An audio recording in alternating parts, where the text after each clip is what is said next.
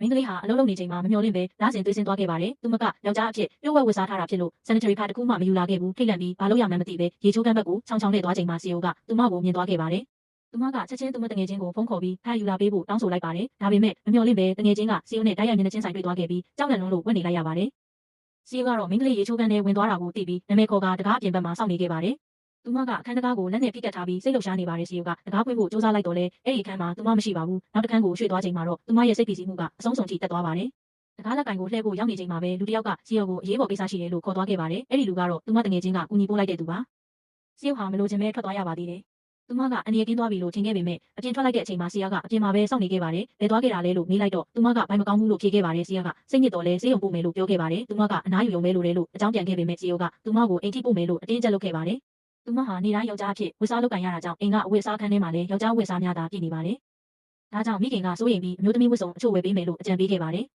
ဒါပေမဲ့မထင်မှတ်ပဲအဝတ်အစားဆိုင်မှာ CEO နဲ့တွေ့သွားခဲ့ပါတယ် CEO ကသူမနာမည်ခေါ်လိုက်ချိန်မှာသူမကချက်ချင်းပြေးထွက်သွားခဲ့ပါတယ် CEO ကလည်းလိုက်ပြေးခဲ့ပါတယ်သူမကအဝတ်အစားဆိုင်ထဲဝင်ပြီးမန်နေခွင်လိုဟန်ဆောင်ရက်နေလိုက်ပါတယ်ဒီနီးလန်းကအောင်မြင်တယ်လို့ CEO ကိုလှည့်စားနိုင်ခဲ့ပါတယ်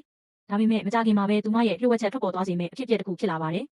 Community Building Game မှာယောက်ျားတွေအားလုံးရှုံးနိမ့်ခဲ့ကြပါတယ်ဒဏ်ခတ်ဖြစ် CEO ကသူတို့ကိုအမျိုးသမီးအဝတ်အစားဝတ်ပြီးအလုပ်လာဖို့ချမှတ်လိုက်ပါတယ်နောက်နေ့အလုပ်ပြန်လာချိန်မှာရုံးခန်းတစ်ခန်းလုံးယောက်ျားတွေဝတ်စုံတွေဝတ်ပြီးပြည်နေပါတယ်ဒါပေမဲ့သူမကိုတော့မမြင်ရပါဘူးအချိန်မီမှာပဲလူတိုင်းကိုအံ့ဩစေပြီးသူမဟာအမျိုးသမီးအဝတ်အစားဝတ်ထားပြီးရောက်လာခဲ့ပါတယ် CEO ကလည်းမထိန်နိုင်အောင်ဆွဲဆောင်ခံနေရပါတယ်CEO ကသူမကိုကိုရေးခန်းထဲခေါ်သွားပြီးသူမဝတ်ထားတဲ့ပြောကိုမကြိုက်ဘူးလို့ပြောကဖယ်ရှားခိုင်းခဲ့ပါတယ်